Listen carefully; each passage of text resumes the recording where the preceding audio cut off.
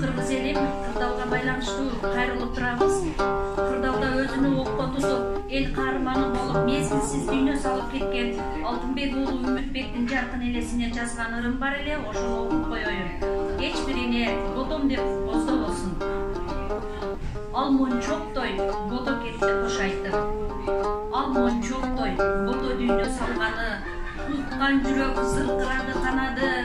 Көңүл айтып кайгырамын ыр менен, баткенимдин болдуң бото арманы. Ата энеңе жарык чачкан нур элең, алып кетти кандуу майдан ок менен. Атың өчкүр шайлоо курсун тойбостор, периштедей жап-жаш бойдон кеттиң сен. Митинг жасап, чоң аякта эл камап, корккон пенде барбы деги Кудайдан. Ошол сенин акмактыгың мынаке, ойрон кылып элди бөлүп жаткандар.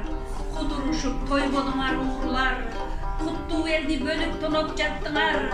Зыркыратып ата эненин кулунун, кантип чыдап кан майданда аттыңар. Күлгүн курак туяк калбай артынан, кетти бала жанын кыйып атпай таң. Каргыш урсун наалат болсун бийлиге, өз элини огу менен аткандар.